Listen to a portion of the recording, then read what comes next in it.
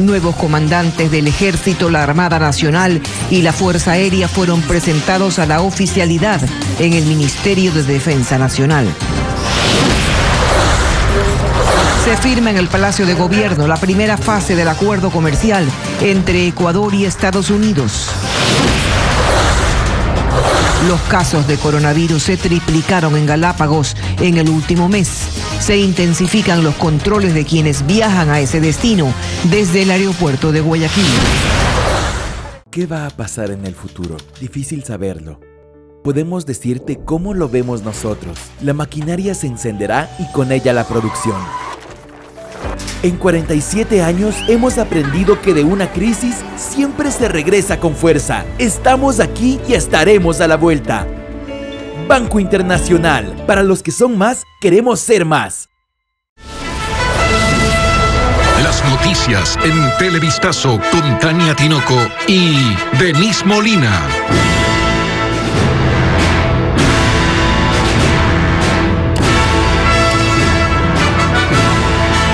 Amigos, buenas tardes. Empezamos esta emisión de Televistazo con la información que tiene en expectativa el mundo. Reino Unido arrancó hoy el plan de vacunación masiva contra el COVID-19. Hola Tania, ¿qué tal?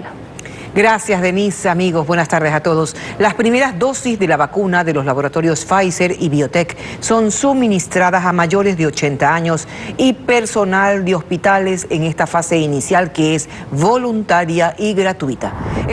Y en enero llegarán las primeras 50.000 dosis de la vacuna contra el coronavirus que provienen de la farmacéutica Pfizer.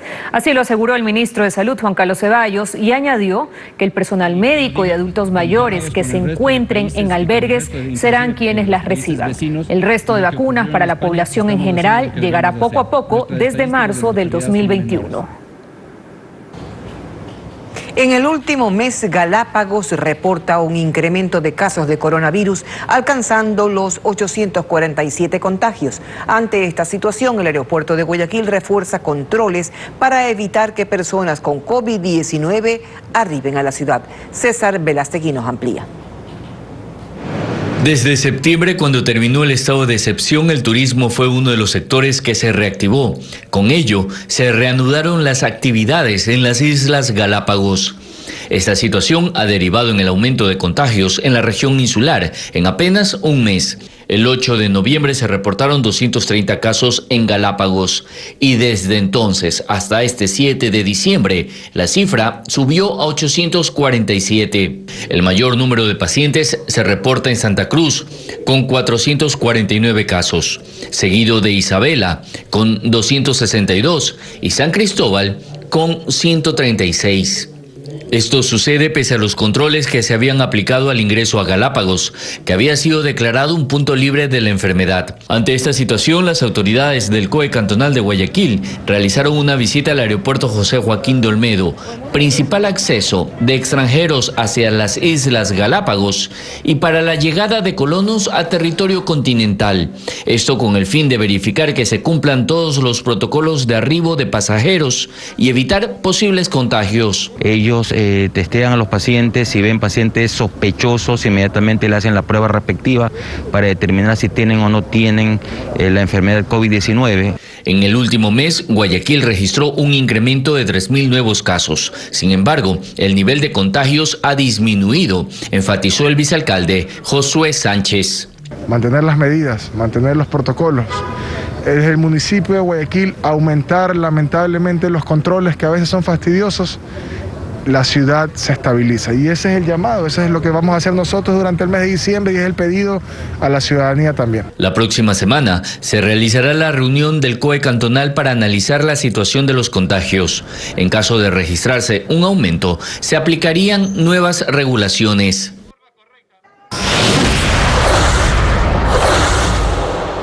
Hay expectativa por la firma del acuerdo comercial de primera fase entre Ecuador y los Estados Unidos. Andrea Báez, desde el Palacio de Carondelet, nos tiene un informe sobre este convenio.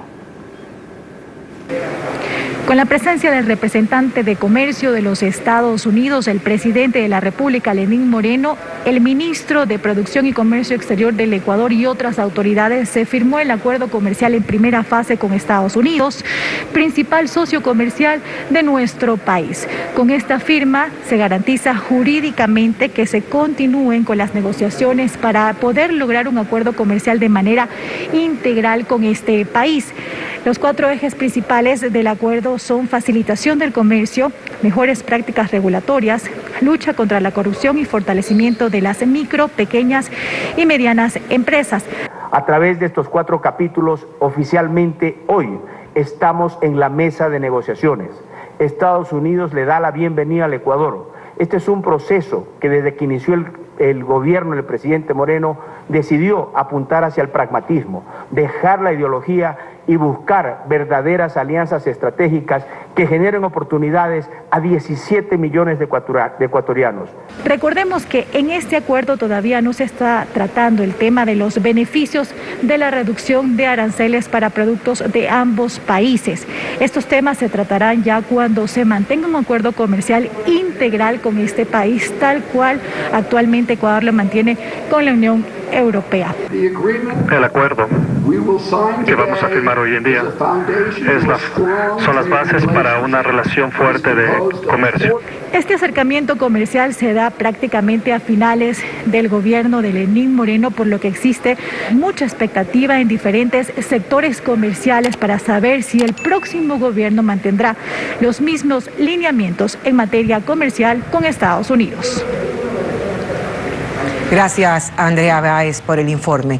Desde hoy, el Ejército, la Armada Nacional y la Fuerza Aérea Ecuatoriana tendrán nuevos comandantes que fueron presentados a la oficialidad en el Ministerio de Defensa Nacional, desde donde se aclararon algunas dudas de la inesperada reestructuración y temas de la política electoral vinculados a la seguridad. Hernán Higuera estuvo en la posesión y nos cuenta los detalles. Hernán, adelante.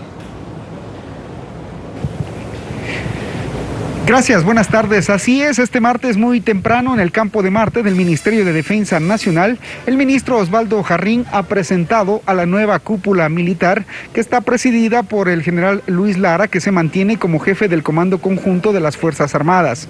Pero los nuevos integrantes de la cúpula son en la Fuerza Naval el contraalmirante Rafael Poveda Romero, de la Fuerza Aérea Ecuatoriana el brigadier general Gustavo Agama y del Ejército el general de brigada Washington Buñay. En esta ceremonia se habló de una necesaria reestructuración de los mandos operativos bajo el argumento de lograr un mando eficiente y efectivo. Ser un comandante significa tener la autoridad legal y moral para la conducción de una institución y de una fuerza. Minutos más tarde, en rueda de prensa, el ministro Osvaldo Jarrín ha respondido a las inquietudes de la prensa sobre la extraña salida del general Luis Altamirano, ex jefe del Ejército ecuatoriano. El ministro ha señalado que es ridículo que se piense que las decisiones afecten a las estructuras de las Fuerzas Armadas y que lo que se hace es optimizar los órganos operativos a puertas de una jornada electoral. Es un esnovismo hablar de ridiculeces considerando de que se afecta, de que va a tener un colapso de las Fuerzas Armadas, de que es un cambio normal, estandarizado, reglamentario. También desde el Salón Azul del Ministerio de Defensa Nacional, las Fuerzas Armadas han hecho conocer a través del ministro cuál es su criterio sobre este debate político electoral que habla de la libertad de uso de armas. Y los militares no pueden utilizar las armas en este momento. Pero ahora sí, en la sociedad quieren ir a las armas. No hay sentido, no hay criterio, no hay coherencia.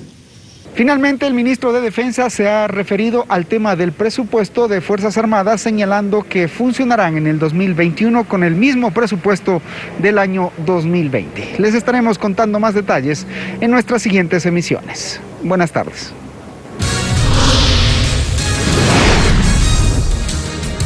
Vamos a la pausa y al regresar vuelve a aplazarse la audiencia de juzgamiento para Daniel Salcedo Bonilla y otros implicados por el fallido intento de fuga hacia Perú. Todos gritábamos durísimo, auxilio adentro, quería como explotar el carro ya. También momento de desesperación vivieron pasajeros de un bus interprovincial tras accidente de tránsito ocurrido en el cantón Yaguachi provincia del Guayas. Tendremos un informe.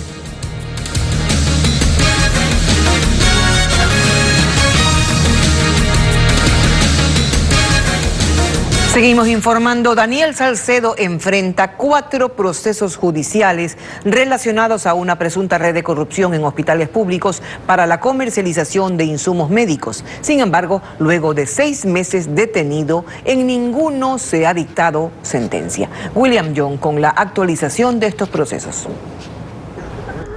En las unidades judiciales de Guayaquil se desarrollan diversas diligencias por los casos que vinculan a Daniel Salcedo Bonilla, principal investigado en una extensa trama de corrupción alrededor de millonarios contratos de medicinas e insumos médicos comercializados durante la emergencia sanitaria en el Seguro Social. Contra Salcedo existen 4 procesos: fraude procesal, lavado de activos, peculado y delincuencia organizada. El primero está en etapa de juicio que inició el pasado 30 de octubre y este viernes se reanudará la audiencia. Por el de lavado de activos, también fue llamado a juicio el 9 de noviembre junto a su hermano Noé Salcedo. El caso de peculado está en instrucción fiscal. En ese proceso se vinculó a exfuncionarios del IES, mientras que en el de delincuencia organizada, también en instrucción fiscal, se acusa además a los hermanos Jacobo Abdalá y Michelle Bucarampuley. Es decir, en ninguno se ha dictado una sentencia contra el principal acusado, Daniel Salcedo Bonilla, que ya tiene 6 meses detenido luego de su fallido intento de fuga hacia Perú, que terminó en un accidente de la avioneta en la que viajaba. Por el delito de fraude procesal, el próximo 19 de diciembre concluye la vigencia de la prisión preventiva contra Salcedo. Uno de sus abogados, José Moreno, destacó que el tiempo sigue corriendo y cree que no se comprobará nada contra su defendido. No había sido notificado oficialmente con ninguna investigación previa.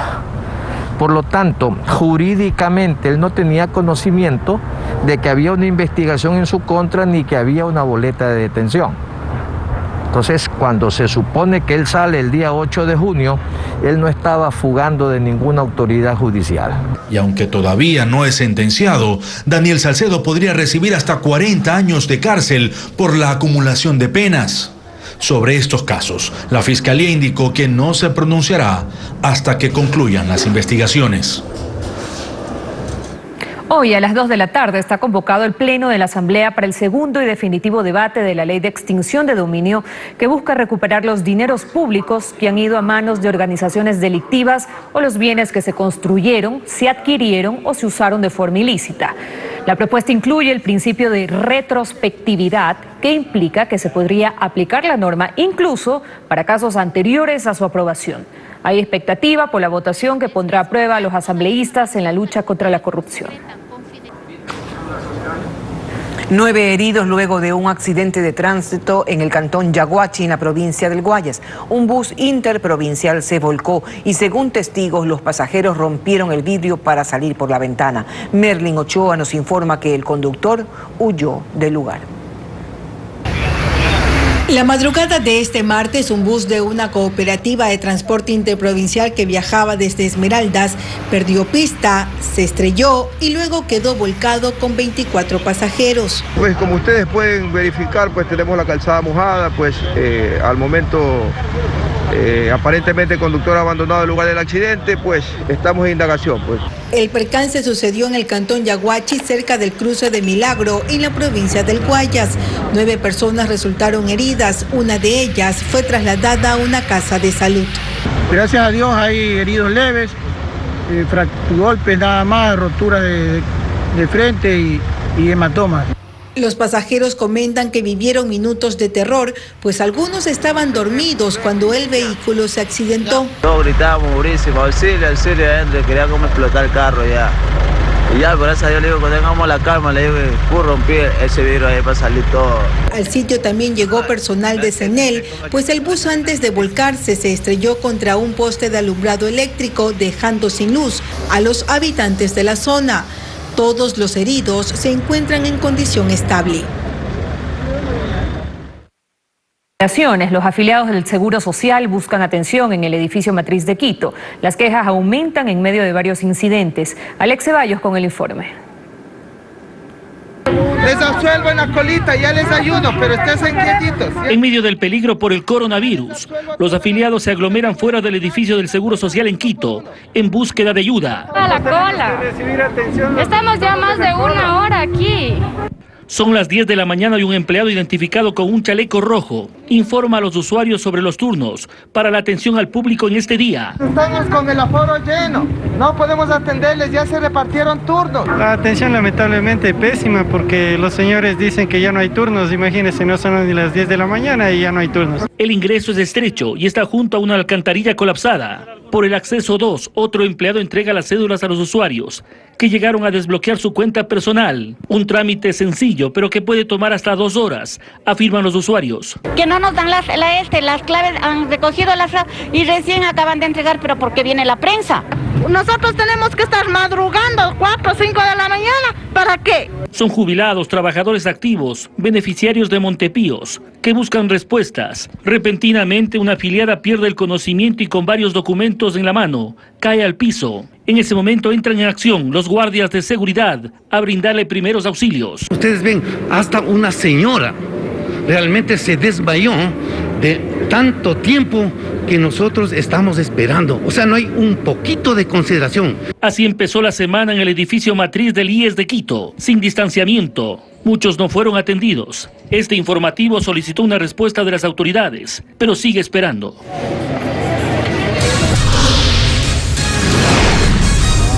Más adelante en Televistazo, preocupación en autoridades de la policía por el exceso de arrestos domiciliarios para presuntos delincuentes. Hay 465 agentes custodiando a procesados.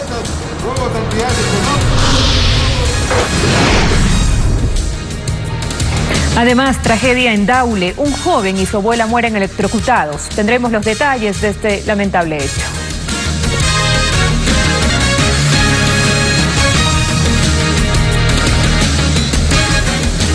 Seguimos informando. En 3 cantones de Guayas, 465 policías dejaron de brindar seguridad en las calles para vigilar a delincuentes que se benefician del arresto domiciliario. Por eso la institución pide a los jueces que ya no otorguen esta medida cautelar que debilita el sistema de seguridad para los ciudadanos, principalmente en Guayaquil. Diego Cuenca nos informa. La policía, además de capturar a los delincuentes, debe darles seguridad en sus casas cuando se benefician del arresto domiciliario, una medida cautelar concedida por los jueces. Solo en Guayaquil, Durán y San Borondón hay 155 ciudadanos con arresto domiciliario. Para cada uno de ellos se destina 3 agentes, distribuidos fuera y dentro de la vivienda. En total, 465 policías dejaron de dar seguridad en las calles por esta figura. Eso preocupa al general César Zapata. Ese personal que se está destinando para esos lugares salen del eje preventivo, es decir, toca debilitar el sistema de seguridad ciudadana para poder atender esas disposiciones que en este caso vienen de parte de los señores operadores de justicia, exactamente de parte de los señores jueces. Alfonso Ordeñana, presidente de la Corte de Justicia del Guayas, dice que el arresto domiciliario es solo para ciertos grupos vulnerables. Pero hay casos en los que la norma dice que el arresto domiciliario cabe para mujeres embarazadas, para hombres de tercera edad y para personas discapacitadas o con problemas, o enfermedades catastróficas. Según los informes policiales, el 80% de las casas donde se cumple el arresto no garantiza la seguridad de los agentes por sus condiciones físicas y sociales. Por ejemplo, estos uniformados custodian a un adolescente acusado de asesinar a 4 personas que vive en el sur de Guayaquil, en esta covacha con planchas de zinc. Ahí hay riesgo de que atenten contra la vida del sicario e incluso de los uniformados. Ya se ha conversado con el señor presidente de la Corte de Justicia, se le ha hecho un informe solicitando que por favor se depure ese listado de 155 arrestos domiciliarios que tenemos con la finalidad de poder nosotros recuperar servidores policiales y traerles nuevamente al tema de seguridad ciudadana. Ordeñana agrega que los jueces también podrían solicitar un informe para constatar que el domicilio cumpla con las condiciones para un arresto y así liberar personal policial que podría evitar el cometimiento de delitos. Anoche un joven y su abuela murieron electrocutados dentro de su domicilio ubicado en el cantón Daule. Según testigos, en la vivienda se había presentado un desperfecto eléctrico que derivó en tragedia. En esta casa ubicada en el barrio Riberas de Daule, en Guayas, ocurrió la tragedia. Una descarga eléctrica dejó gravemente heridos a una señora de 80 años y su joven nieto de 23. La vivienda se había quedado sin energía, lo que hizo que el hombre manipulara los cables y se produzca el fatal desenlace. Las víctimas fueron llevadas por familiares y amigos hasta el hospital básico del cantón Daule, donde se confirmó su deceso. Todo se debe a una presunta falla eléctrica, por lo que las dos personas lamentablemente llegaron sin signos vitales al hospital. Y la señora, por tratar de ayudarle a su nieto, lamentablemente también recibió la descarga eléctrica y se produce el percance. Saúl Morán, vecino de los fallecidos, lamentó lo sucedido. Yo en ese momento me bajé y ahí fue que a lo que me bajo, ahí fue que yo me enteré de la noticia. Personal de la DINASET acudió al hospital y realizó el levantamiento de los cuerpos que fueron trasladados hasta la morgue del cantón. El cuerpo de un hombre reportado como desaparecido desde el pasado viernes fue encontrado en una quebrada en el sector de Toctiuco, esto en el centro de Quito. Según las primeras indagaciones, el cadáver no presentaba signos de violencia. Los restos de la víctima fueron trasladados hasta el Departamento de Medicina Legal de la Policía, donde se le realizará la autopsia para determinar la causa de la muerte. En el centro de Guayaquil, delincuentes armados sometieron a los pasajeros en una cooperativa de transporte. La policía ya identificó a estos asaltantes que habían estudiado los movimientos en ese sitio. Los delincuentes llegaron amenazando con armas de fuego a las víctimas, obligándolas a lanzarse al piso. Mientras esto ocurría, los antisociales despojaban a los clientes de sus pertenencias. Los sujetos llevaban puestos abrigos que cubrían sus brazos y parte de su cabeza. Además de esto, con las mascarillas cubrían casi completamente sus rostros. Revisaban los bolsillos de los pasajeros, quitando laptops, dineros, celulares, todo lo que más pudieron a los clientes. Ocurrió en un minuto. Las víctimas son 3 pasajeros y un conductor del bus de la cooperativa de transporte que cubre la ruta Guayas-El Oro. El asalto quedó grabado por las cámaras de seguridad de la estación, ubicada en García Moreno y Luque, centro de Guayaquil. Ocurrió a las 5 de la madrugada. Y a la gente que estaba afuera se lo llevaron las laptops y los teléfonos. Pero primera vez en una cuestión de esa aquí en Oroguay. El jefe del distrito 9 de octubre, Fernando Vaca, dice que los sujetos ya tenían estudiado los movimientos de la cooperativa. No les esperaba ninguna motocicleta, no les esperaba ningún vehículo. Las cámaras nos demuestran que ellos se dirigían muy tranquilamente, pues lógicamente habían hecho un análisis del sector y cómodamente se retiraron a pie del lugar. Agregó que gracias a la tecnología y las denuncias ya identificaron a estos delincuentes. Sospechan que serían responsables de otros asaltos en la zona. De que son sujetos que pululan este sector en las noches y madrugadas, lógicamente pues son sujetos de conducta dudosa, insisto que quizás hacen compañía a otras personas también de similares características conductuales. Agrega que han reforzado sus operativos para disminuir los delitos en el sector.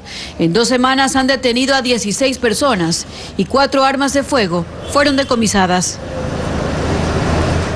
Macabro hallazgo en Santo Domingo de los Áchilas. Una mujer que estaba reportada como desaparecida desde el pasado 25 de noviembre fue hallada sin vida en un terreno baldío en el kilómetro 7 de la vía Quinindé-Santo Domingo.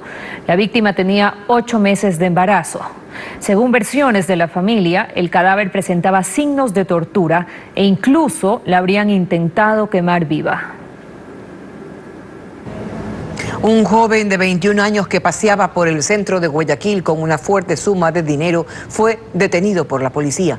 Varias horas antes, el sujeto había asaltado a un ciudadano chino que había realizado un retiro bancario en la misma zona.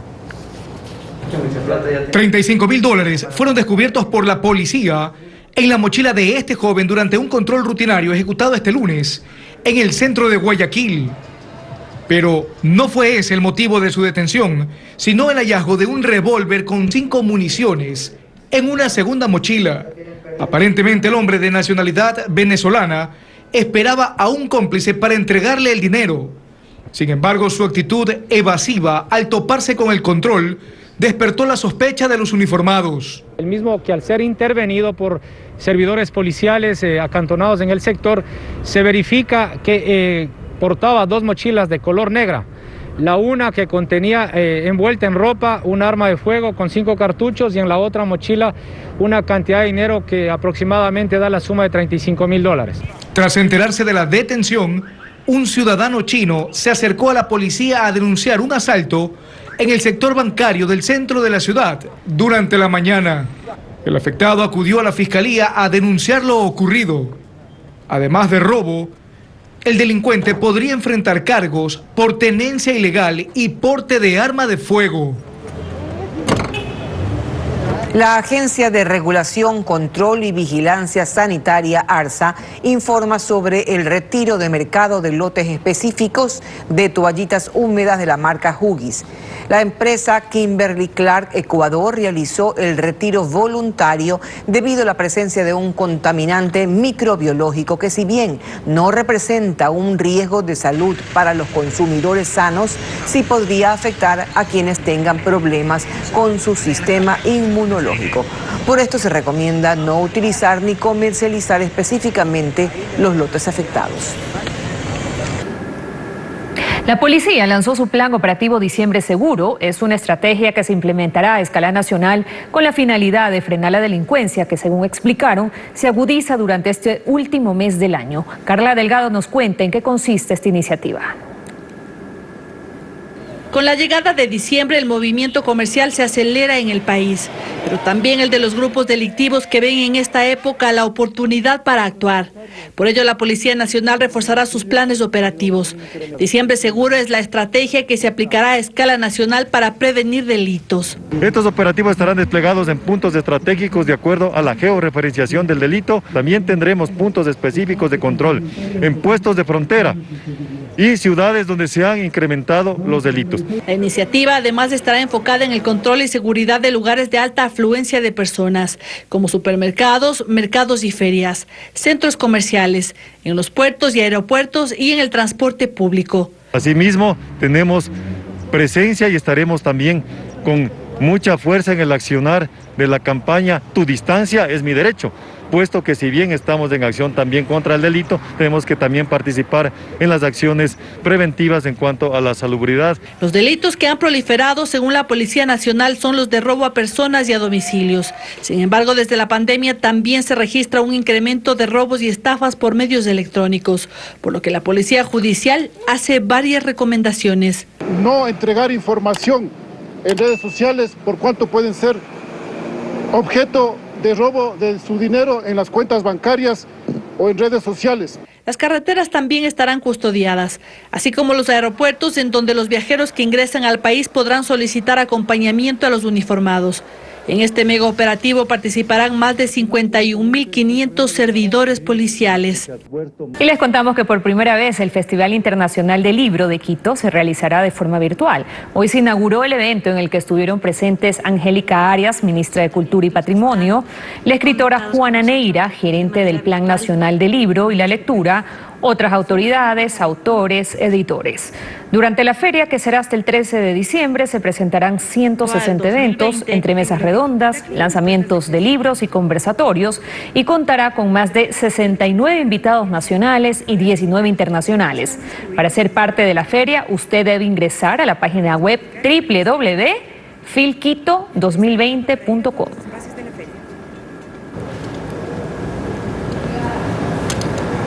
Así llegamos al final de esta emisión de noticias. Denise. Más noticias en Televistazo de las 19 horas. Que tengan una excelente tarde.